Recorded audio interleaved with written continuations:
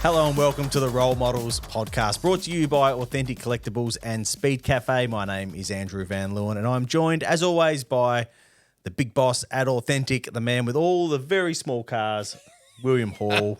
This is we've picked a beer o'clock slot. Perfect opportunity. Yep, this is I like these afternoon recordings as much as Friday afternoon recordings. As much as you. Well, we shouldn't date it because. Monday afternoon, Tuesday afternoon. Whatever the day before you're watching this is when we did it. But as much as you make a pretty mean coffee, these are definitely my preferred slots I agree. When we roll in for these afternoon ones. It's been a while since we've done one of these, so let's just run through a bit of housekeeping. I think we've got some people that have won some money or some gift vouchers for our website. Some vouchers that can be traded for models and other collectibles. So our code word from last time, yes, was grip. Yes, And we're talking about a lot of grip. Yep, from memory. And we have an honourable mention to at a room full of supercars. He sounds like a good customer. Yeah, that's a good customer Solid name, customer. I reckon. His comment was, finally I can get a grip knowing that the SpongeBob SquarePants car will be released in 164. Collectors will be gripped with excitement. And the winner was at Pants17. That's a heck of a username as well. Who said, not going to lie, I was staring at that DJR Wildcard Mustang on the shelf for a lot of the episode. That yellow paint scheme's really got a grip on me. Ta-da. There it is, right there. Yellow race cars are my absolute favourite. A few other little Easter eggs that might be in the background of this episode as well. Okay, well, speaking of which, there will, of course, be another code word in this episode. You have to be watching on YouTube to see that. Pretty hard to see if you're listening to the podcast version. So jump on YouTube, have a bit of a gander, find the code word, leave a comment using the code word, and our favourite will win $250. $250. There you go. That's $250 gift voucher for our website. Yeah, sure. Unless the 50s are coming out of your wallet. They're not coming for a change. There aren't many in my wallet to come out. I can tell you that right now. All right, let's move on to some new model announcements. This is one of my favourites, where I get to find out all the cool stuff that you've got up and coming. Tell us what you got. So we've been a little quiet this month last month, I should say, on new announcements. So only 3 to let you know about. We've got 2 Gen 3 Mustangs and a little historic project. So nice. the first one's the Gen 3 cars. So this year obviously marks 60 years of Mustang. Yep. So Ford had done some pretty cool liveries over in the States on their Gen 3 cars, Gen 3 on their GT3 cars, and what have you. So we thought we'd get into the spirit of that. So Tristan, our resident designer, has knocked up another inspiration project. Yep. On the Gen 3 car celebrating the 60 years of Mustang. So that's pretty cool. It's the inspiration project or imagination project? You got it right. Yeah, I'll get there eventually. I did have to look, but I was like, this is your product. Yeah, maybe. Put more product in front of me instead of behind me. So that's his little baby. So that's great. And then to go with that, we've done a tribute livery of the 1966. Yep. ATCC. So won by Pete Gagan. Yep. In the Mustang. So we've done with other liveries from the past on FGXs and VFs and things, some of which are behind us. We've put the 66 livery on a Gen 3 car, which looks pretty cool. Yeah, and of course, Mustang was second in the championship was a Chevy. It was Beachy Chevy, so it's kind of got that vibe. And it was raced at Bathurst because it was a single round championship back in 66. So some cool little things there. So you're calling a Mustang ahead of a Chevy in the final standings this year? Is this where we're going? Maybe. Maybe. It's not the anniversary technically of it, so Forget you, Gartander. Chaz Mostert can win the championship. Can win the championship. Absolutely, he can. And then the last little historic thing. So first new tooling of a Ford Landau. Mm-hmm. So 73 two-door coupe. Bit of a luxury old girl. So another resin project for us, kind of in the line of the P76 and the HK Brahm and things we've done. The Landau will be a cool introduction to Ford land, kind of in that in that space for us. So Yeah, nice. yeah, something new, something old, something celebratory. Little bit of something for everyone. Sounds like we're going to a wedding or something. There's something blue in there, or what's the? Not quite, not quite. You'll probably steal one of them though. So that I usually do. the Lando is cosmic blue too. So anyway, Yeah. So where do the Blue Oval fans, or just general model fans that like collecting whatever, where do they go to get hold of these new models? So as ever, you could go and pre-order them from your local stockist, or if you head to our website, look for the model that you're interested in. Hopefully you're interested in all three of them, and register your interest on our website, and we'll let you know as soon as they are in stock. I'll do what I usually do, which is wander out the back when you're not looking. And then all of a sudden, my warehouse is a little lighter. And stock up my desk in the office. Let's have a bit of a chat about the motorsport news doing the rounds at the moment. It's Tassie week. We're going racing again. It feels like it's been a bit of a break since Sydney Motorsport Park. Well, we've had this silly Olympic break that kind of is a little pointless because I don't get it. Yeah. Footy seems to keep going. Everything else seems to keep going. Yeah, but it's sort of motorsport worldwide seemingly seems to take this little hiatus. Yeah, it's weird. It's always been a thing for supercars that it does take an Olympics break. Like every Olympics year, it was always factored in to the calendar. Probably more pressingly when we were on the 16 whatever rounds. Well, no, when we're on 7. Well, again, yeah, like because broadcast really wise, yeah, there was that connection between the two, but Foxtel and 7 now don't hold the rights to the Olympics. But even other, and the Olympics is on at bloody midnight. Even other networks tend to just go to send all the junk out during the Olympics. Like it's just I don't know. It's just some sort of long-lasting tradition that you just don't bother competing against it. So anyway, we've had our little break.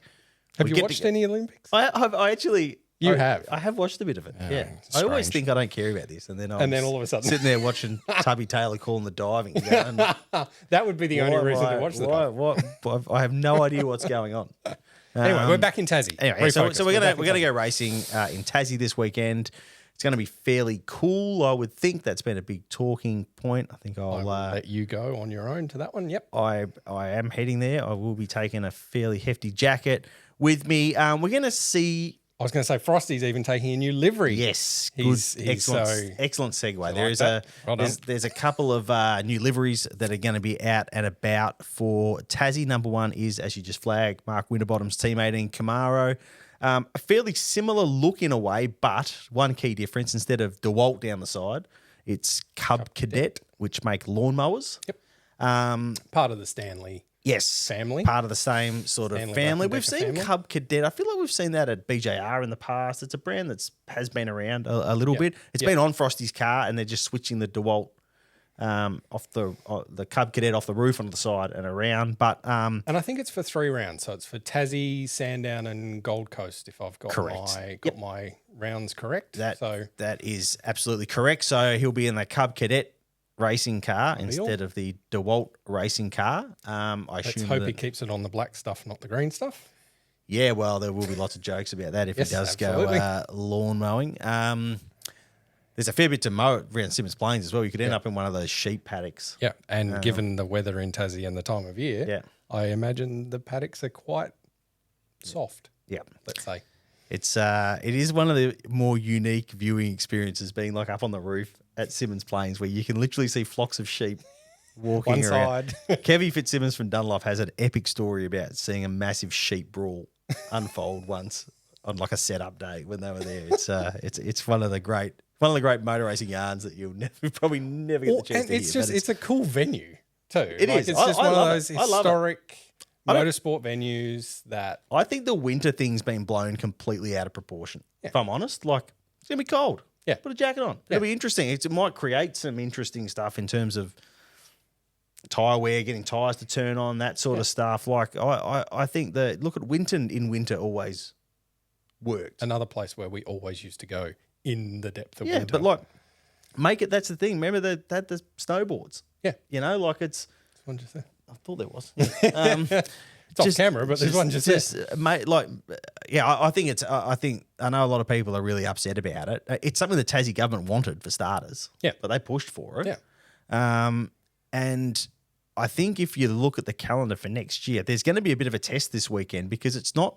Everyone says, well, it'll definitely have to move to either end of the calendar to get out of this winter thing. But I don't know that's an absolute ironclad guarantee. Doesn't have I think to. there's a bit of suck it and see this weekend, and then they'll make a decision on. I think there is a slot for it between Gold Coast and Adelaide, if required. This is the second time the light's done Yeah, this I was on gonna us. say. It doesn't like me for some reason. I think there is a slot for it between Gold Coast and Adelaide if this is a bit of a disaster, but I think that there's also a little bit of a let's see how it plays out before we make that final sort of decision. But again, define disaster. Like Tassie, it'll be Tassie numbers. punters are going to turn up. Yeah. It could be hailing there. What are they going to do? They're going to have a footy team down there That's going to right. play all through winter. That's right. Like they're relying on the fact that people are pretty happy to stick a beanie and a jacket on and go out and support the event come hell or high water. Yeah. I guess the only real risk is torrential rain like we had back in, what year was that? I can't remember. Where they all piled into each other heading down. Oh, towards the hairpin on lap 2017? something like that. Or no, that was 16, 17. Anyway. Somewhere around there. Yeah. That is so always a big you run the turn risk off. of that, but that was not middle of the year. That was either early in the year, pretty early in the year. That was an early one. Because that's where it was always traditionally. Yeah. Maybe we'd do some research for this pod. Anyway, Yeah. but you're going to get that. That is the risk of running anything at Tasmania. It could be in December. Yeah. And it could still rain there. Put it where it fits. I the think government are obviously going to be stumping up a fair bit of cash for this, as they always have and always will. If they want it there, let's go and do it. I think it's a bit blown out of proportion. I'm looking forward to going. I don't mind the cold. I think it's a cool place. Launceston's a great little place. The track's really interesting. Creates some interesting racing. Just to circle back to where we started, which was new liveries. We'll also be seeing. It's hard to say a new look. I feel like the Walkinshaw cars have had this sort of darker background for ages now because the Indigenous liveries that they rolled out sort of were based on that on a darker background. Yep. So I feel like we haven't seen the white Lot for a long background time. for ages. And then they ran that Darwin Townsville, the Indigenous livery. They moved on to the mobile one, anniversary livery at Sydney Motorsport Park, which was also the black base. Huge fan reaction from people saying this thing looks unreal. These cars look unreal. So they've just tweaked the mobile livery back to a white, and they've left the black background on both the 2 and the 25. Yeah, and I think it looks pretty hot. Really good. I reckon you might sell a couple of those. I'll be intending on making a few of them. Let me just say that. Yes, Brucey rang me very shortly after they revealed that livery and was quite happy with himself, and I was pretty happy with him too. I think it looks any livery change like that. I mean, as you say, it's sort of a tweak on Sydney. Yeah. Where Sydney was the celebration of mobile, which mobile have run on several of their cars around the world. Yep.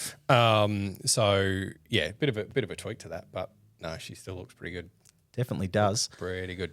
What are we thinking form-wise this weekend? It's going to be interesting for a few of the factors we've mentioned. The weather obviously could be a pretty big wild card. Yep. We've kind of had this, we had Darwin where we saw 888 and some other Camaros going real fast. Yep. And then we went to Townsville and it was Mustangs on the podium, apart from Will Brown on the Saturday all weekend. And then we went to Sydney and it was almost the same where the Mustangs were just so fast. And it's kind of played into this theory that, the parity discussion has shifted to, well, now we have Camaro circuits and we have Mustang circuits. And it's going to be really interesting to see how that plays out this weekend because this has always been a really strong 888 circuit. Yep. They've always gone really well there. There's still a theory from Ford drivers that there's a bit more motor in the Camaro, which I'm sure every Camaro driver will tell you that is absolutely not the case. And you can't follow a Ford because they got too much wake off the rear wing and all this sort of stuff. But it'll be interesting to see whether we see that continue where suddenly it swings around. Because if 888 go well, you can sort of bank on MSR going pretty good, Premier going pretty good because they're looking customer team. They're looking at all their data and all their setup. I actually had a chat with Tim Edwards about this post Sydney and it sort of put the theory to him, like, is this what we're seeing, that these two cars actually, some tracks suit one better than the other? And he doesn't think that's the case at all. He thinks it's sort of just a coincidence of the way teams are going about their setup, and the teams that are getting it right on any given weekend just happen to be from one manufacturer group, if that makes sense. And even though the cars, principally in theory are simpler than Gen 2 in terms of everyone's got the same kit. Yeah. There's still a lot of adjustability, but it's less than we've had in the past, that they're really difficult to get in the window. And once you've got them in your window, you're pretty good for the whole weekend, really. Yes. Yeah. It's not the kind of thing that, you fall back out of the window or something silly. It seems like you hit on your setup, then you hold your cards really close to your chest for the rest of the weekend, and you have a pretty rip-roaring run. Yeah. And so it's sort of whoever rolls out of the truck Friday with a good base, and I guess it's always been like that a little bit, but there's less opportunity almost for people to latch on and kind of catch you once you've gone.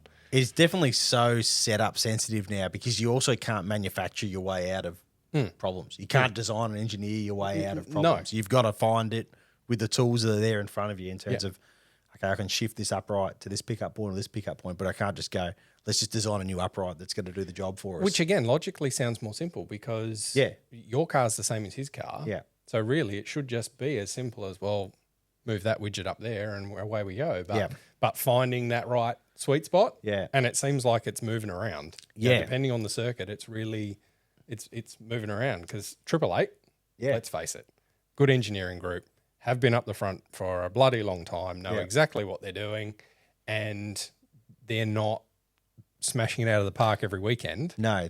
And this will be really interesting this week. There's two teams to really keep an eye on, and it's 888 and it's WAU. Yep. And the reasons for that are, it's Chaz Mostert against the 888 drivers in this sort of title top of the battle. Championship. Yep. And secondly, obviously, 888 coming off a couple of tough rounds, but going to a really happy hunting ground. Could have said the same about Townsville, to be honest. They're usually really strong in Townsville, so that's something interesting. But we're on the super soft tyre, and if we think back to Darwin, man, did WAU struggle on that super soft tyre there. They had a test. They had a really timely rookie test with Ryan Wood at the bend to do some laps. I think they're fairly happy with what they got out of that, but you've got to go and replicate it. Well, and again, we've gone from Darwin, where track temperature would have been well into the 30s, if not higher. Yeah. They've gone to the bend and done a test. Well, the bend can be it would have been fresh. A mixture of all of those. Would have been fresh. Wouldn't have been Darwin weather, but it also probably wasn't 5 degrees. And then we're going to go to Tassie, where it's the complete other end of the spectrum. So maybe it was just a heat thing. Maybe it was they were burning up tyres as opposed to, we'll get to Tassie, and if you can't even switch the tyre on, well, then you're going to be in a real bother. So it's kind of cool, but if you think about, let's hope WAU has sorted that out. Yeah. And we rock, and 888 can sort of get on top of the issues they've had, and we rock up there, and we've got, Mostert, Brown, Feeney, the Tickford guys have been going awesome. Matt Payne's been going really good. Imagine everyone rocks up to Tassie, and everyone is actually still sort of swimming around in the sweet spot. Well, and at a track where it's incredibly tight at the best of times. It could be whole field within a second is the norm, as opposed to being so bit imagine unusual. If we've got some guys that are actually really in good form.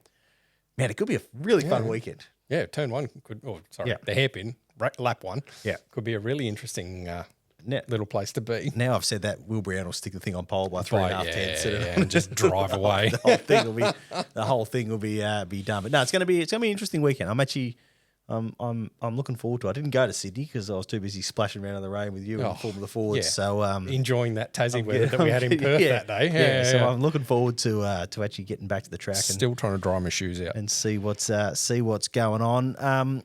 Bit of driver movement recently. Yes, since we last did one of these things, that I think kind of threw a few people.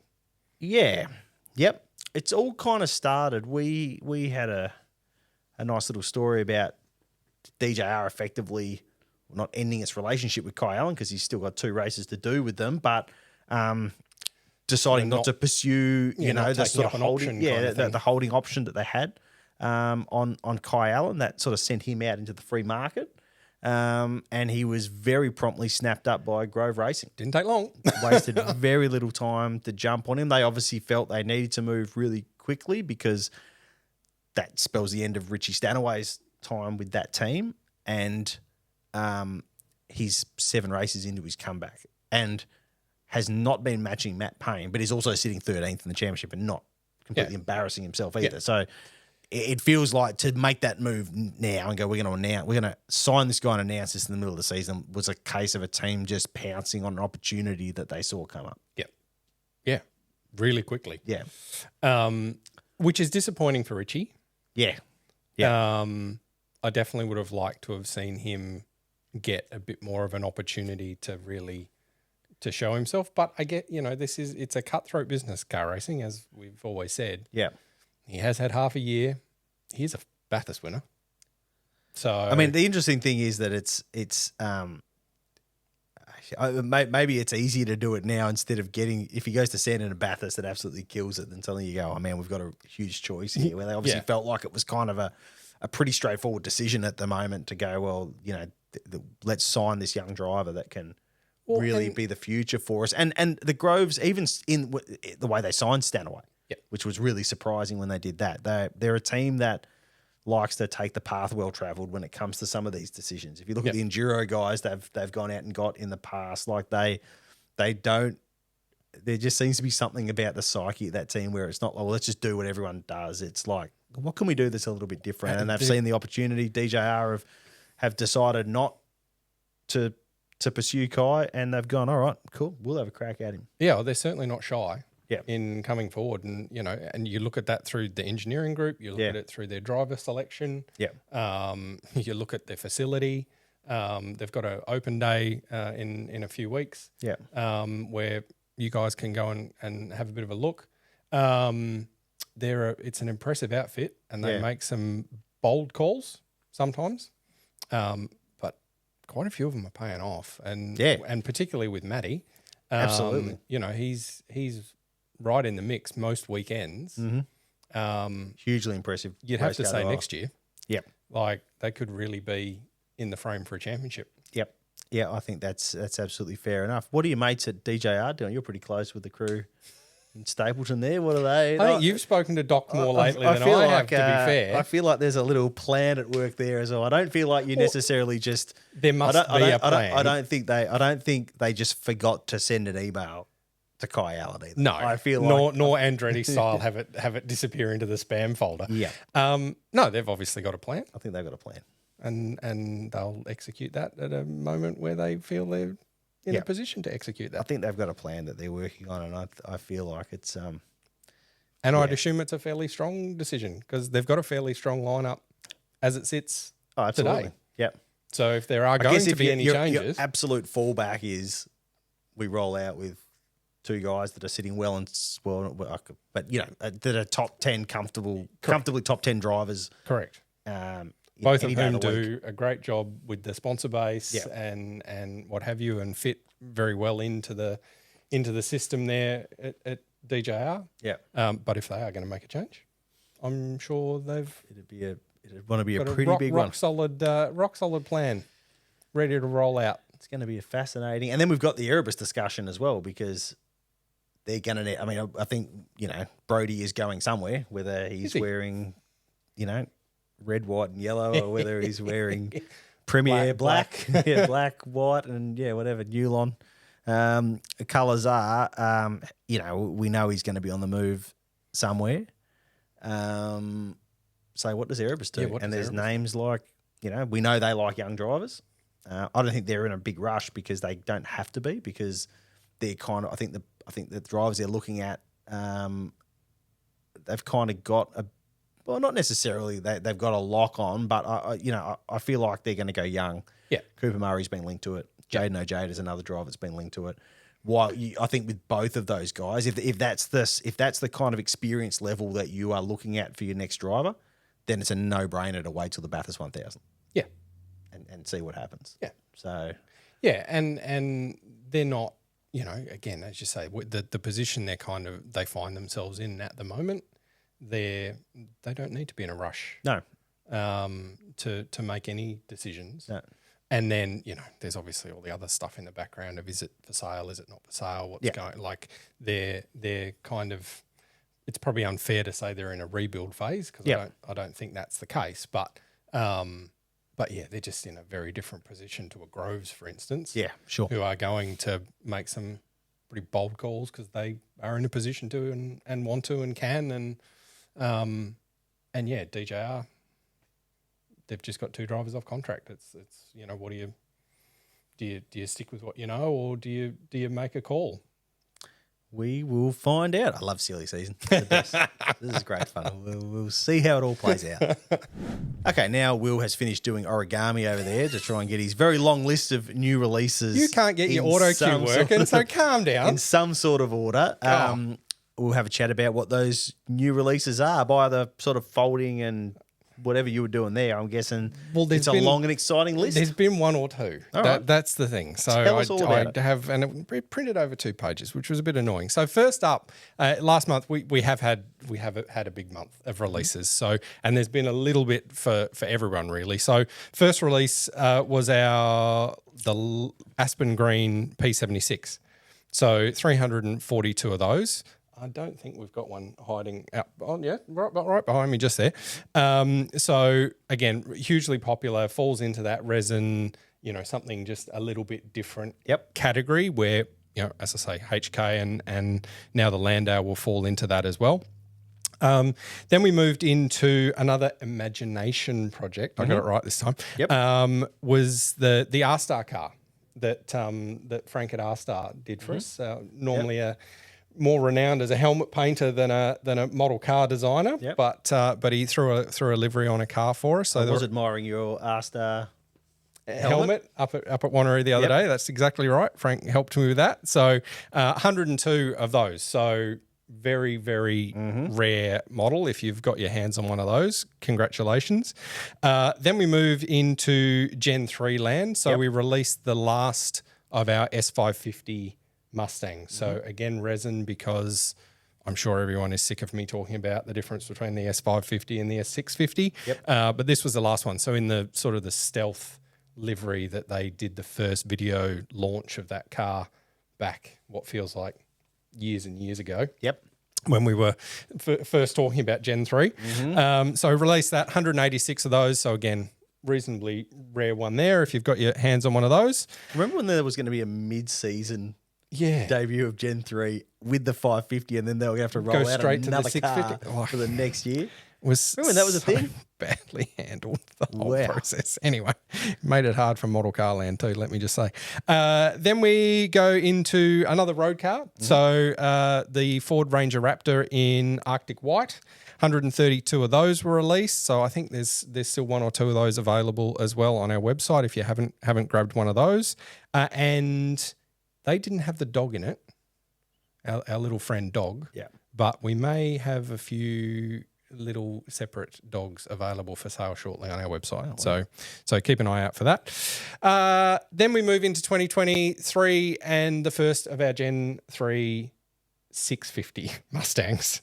Just to be clear. So these are the actual race versions. So little Optus one hiding there behind you of Mostert, 324 of them.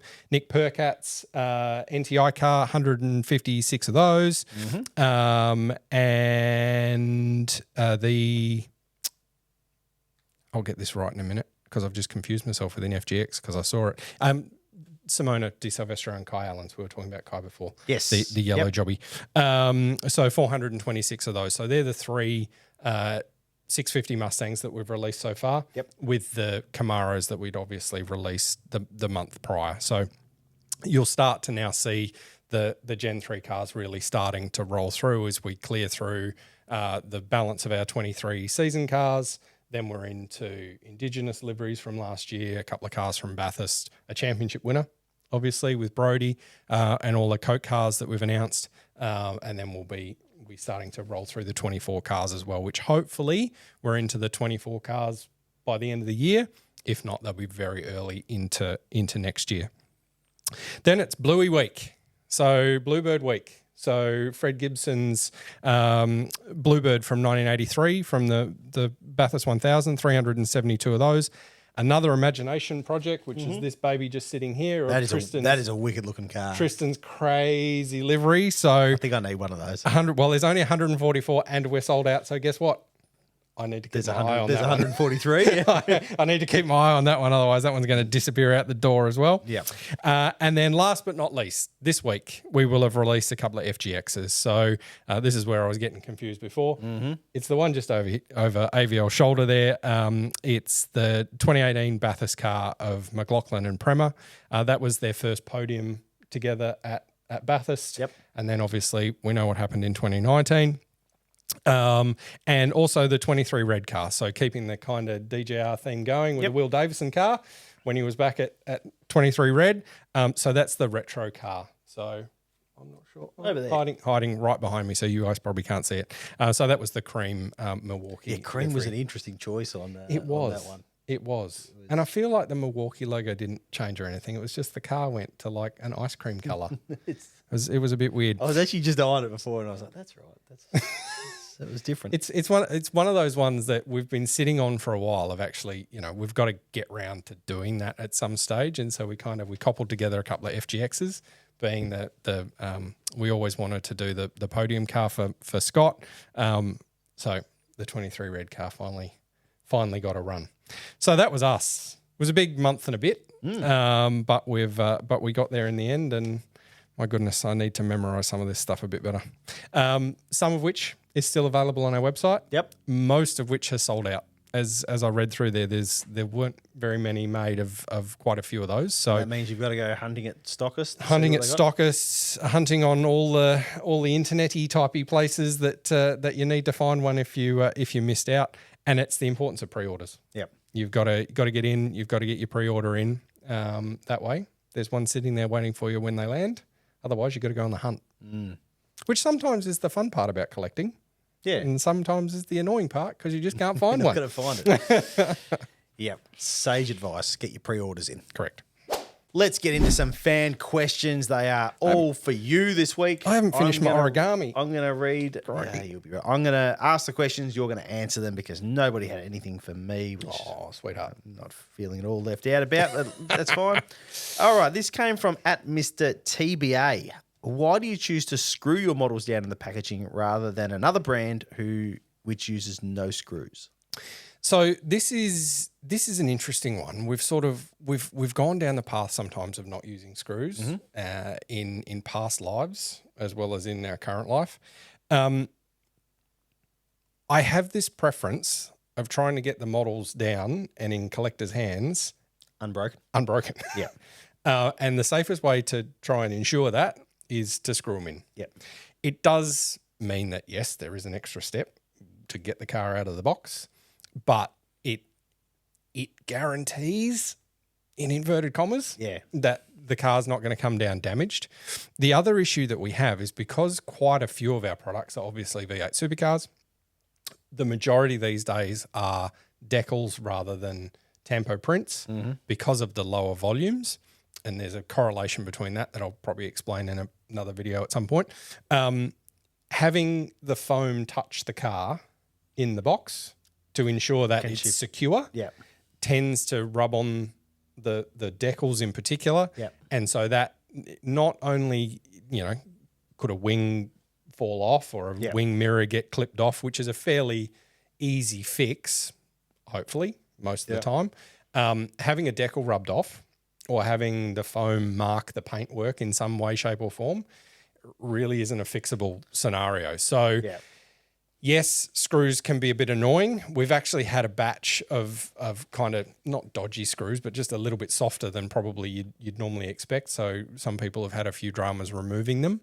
But again, I would rather be trying to get a screw out of the bottom of a car and cut the foam clam to get the car out than be throwing the car in the bin because it's damaged. Well, reboxing your car and having to send it back's a bigger pain in the backside than because half the paintwork's been destroyed.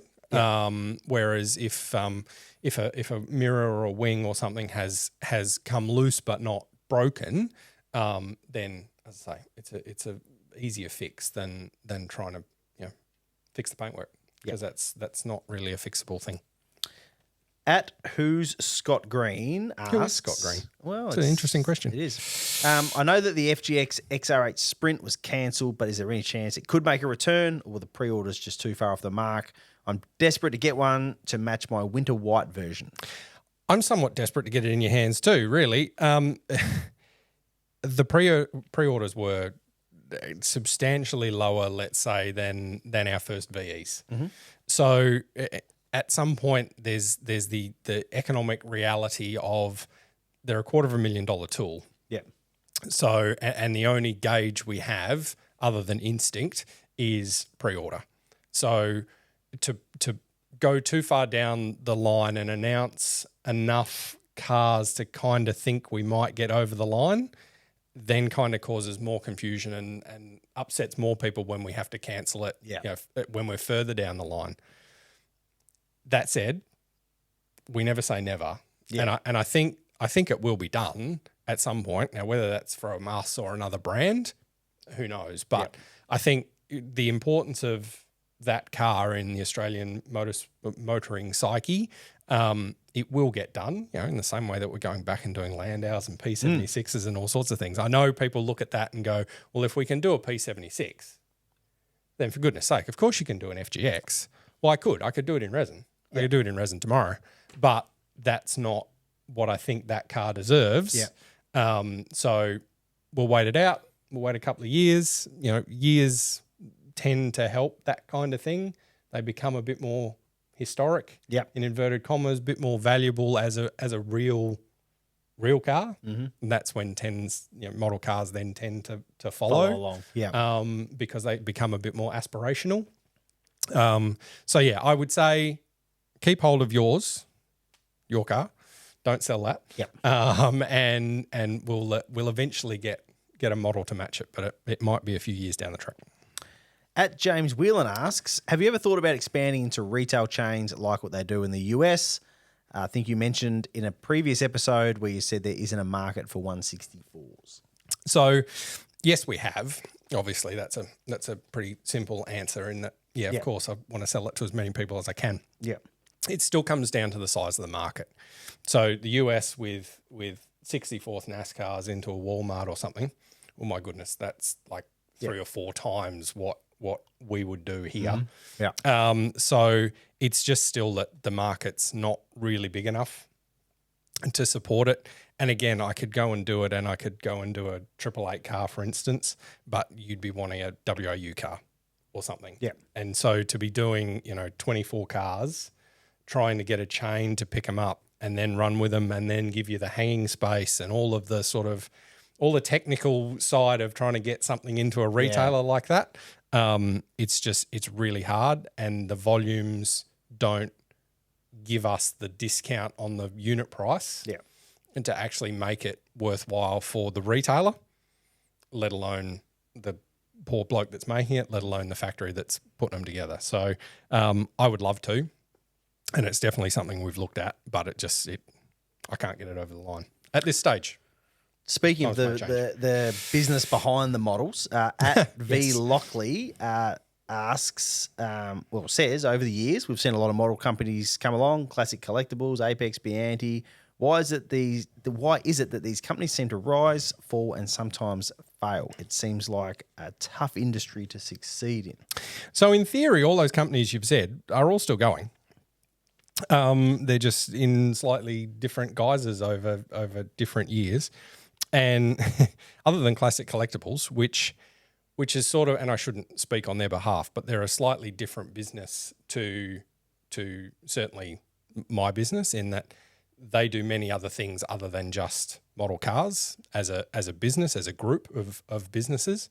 Classic Collectables is just models, but there's a far bigger business behind it. Bianti's sort of in a similar situation now, where they are a business inside another business that does other collectibles and things, but we just do what you're staring at now. there's been some commonality between Apex, Bianti and us as well, obviously, because I ran it for a while. Richard, who was Apex, ran Bianti for a while as well, and now has his own thing going as well. It's a really tough game. Yeah. It really is. Like, we sort of sit here and joke about it, and we're playing with model cars, and isn't it great? But it is quite difficult when you factor in all the licensing stuff. Manufacturing in China is not necessarily an easy thing either. Volumes, retailers. We have 150 retailers around the country that you're dealing with. So it can be a tough game. And our business somewhat relies, particularly when we're in supercar land, relies on things like Bathurst winners and championship winners and things like that to really give you a good year. And if you go for a few where you don't get one of those things, it can be a tough slog. And particularly, we've invested sort of $500,000 into tooling Gen 3. Yeah. That, is going to take me a bloody long time to get it back and see the other side of it. Whereas, the race teams and things that we are partners with, they all want their cash now as part of the sponsorship or royalty kind of arrangements. So there's a lot, particularly last year, where we didn't deliver any Gen 3 cars because we were still trying to tool them up. Yeah. You still have all those agreements in place with the teams. Yeah. They continue to roll. You got to pay. So you still got to support all of that, but you're not selling models to support it. So it is a really, really tough game. It was a bit easier probably 20 years ago when Bianti first started. Yeah. And a lot of what has been made by Classics and Bianti 20 years ago was kind of all the good stuff. Yeah. It was the XYs and kind of all that stuff with Brock and Moffat. And Brock obviously not in an XY, but all of that sort of cool stuff from the past. Yeah. That sort of we can't go back and do readily. We're doing what we're doing in more modern stuff. Bloody hard gig. So so you see companies like that go up and down. I hope we're still going that way. But look, come back and ask me in a couple of years. It was I never properly understood the importance, and it makes perfect sense. But like of a Bathurst winner in your business until we actually watched Bathurst in 2021 from here because we were locked into WA. We couldn't go anywhere, and we watched it on the wall of the factory out the back here. And then I disappeared for a while and cried. It was, and it was, I hadn't properly, because we hadn't actually sat down and watched the Bathurst. We were normally at Bathurst doing our own things. And it was, but then you actually explained to me like the full importance of what that means. It was just something that just wasn't on my radar. It's a really interesting point to make. I was sitting in the BJR garage the year that that Van Gisbergen had the starter motor fail. Yep. And I was sitting in there and sort of, I think BJR still had, Bridie was still going reasonably well at that point in the event. And I was at Bianti at the time. And we had Techno. The team. So sort of I was sitting there going, oh, here we go. Like finally got one. It had been a bloody long time since Bianti had a Bathurst winner. And so I'm sitting there, pretty excited watching Gizzy, was pretty, it was a done deal. Yep. And then it died. And then everyone wondered why I was sitting there so forlorn. Yeah. But that was a board meeting I had to go into a week later going, sorry guys. Yeah. We didn't get it. I had absolutely nothing to do with it. Yeah, but it didn't also for us. I didn't bring you a winner either. Yeah. So it was a hard thing. I mean, I don't want to rub it in, but it does sting that the one team you don't have is the one that they love winning stuff. Oh, they do love winning good stuff. At it. And that is the problem. And they've been bloody good at it for a long time. Anyway, now we've gone through all the harsh realities of the model industry and how your business is Could we please? literally hanging by a thread at any given moment. Let's move on to this next question. Don't come and see me on lap 161. Again from at Pants17. He's back. He's got a taste for this model stuff now. He does. What kind of jobs can you be hired to do if you want to work for Authentic Collectables? Seems like a fun place to work. It is a fun place to work. I know that. I spend enough time You've here. Seen it. I'm authentic adjacent enough to know that it is a fun place to work. So a journo? You could be a journo as long as you live in Perth. Well, I don't work for you. I just sit at that table over there working. That's right. There's two And I had got this question online a week or so ago, and maybe it's you, Pants 17, but that's not how you introduce yourself in your email. Yeah. There's two real distinct areas in our business. One is kind of the sales and marketing side, which this forms part of. So, graphic designers, marketing, social media, all of that sort of normal stuff that any business really has. Then there's more the actual research side. And while there's a little bit of crossover between the two, because after all, we're making pretty pictures on cars, so you still need some graphic design stuff.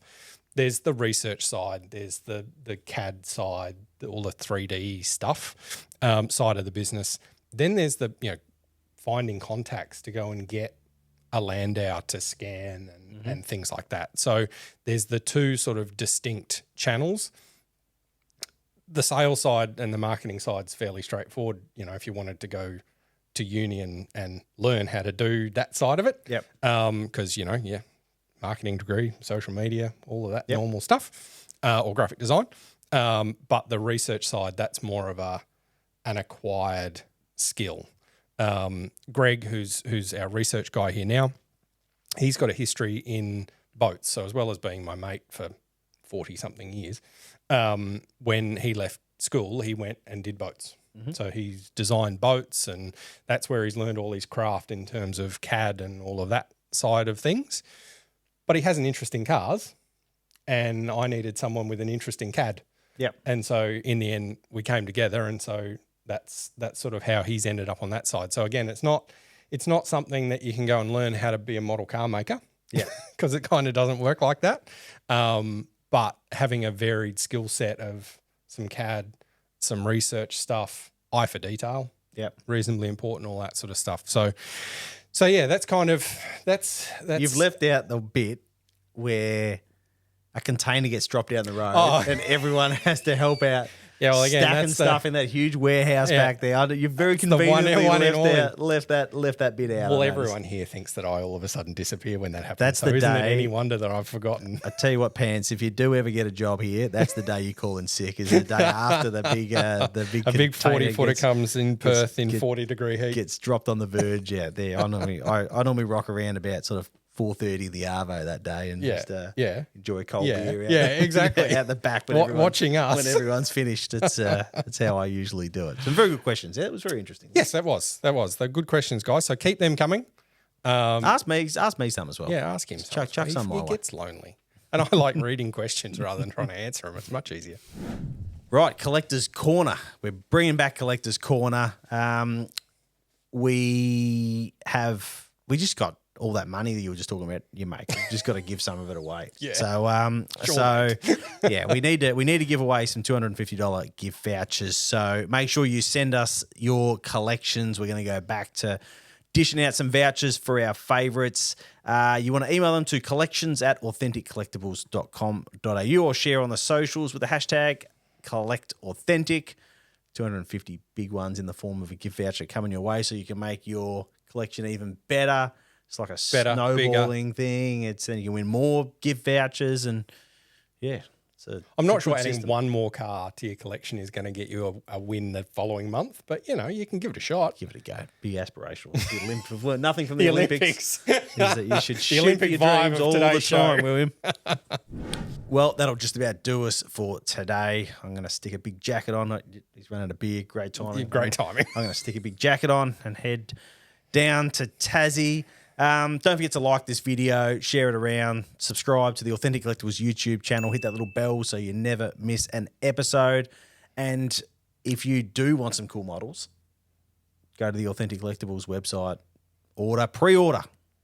Always remember to pre-order. Yep. Find your Absolutely. Find if you've something you want, make sure you go there and get it, or you're going to miss out, is what I've learned today. And definitely, as Andrew says, subscribe, I should say, to our YouTube channel, because we're trying to do a lot more on there, guys, and trying to get you a lot more info about how we go about things, what the process is, what's coming, all of that sort of stuff. So this is kind of the monthly little wrap up where he and I talk nonsense for half an hour. But there's lots of other good stuff there. And actually, Greg, who you mentioned before, is becoming quite the YouTube star. YouTube star, yeah, absolutely. The Ben behind the camera at the moment, he's Captain YouTube these days as well. Yeah. So yeah, trying to spread the love around the office as well. Exciting times. Buddy Tristan still won't show his face on TV. But he sits there and does all this stuff, but he still won't come on the TV. Anyway, we'll be back soon with another episode of Role Models. Thanks, guys.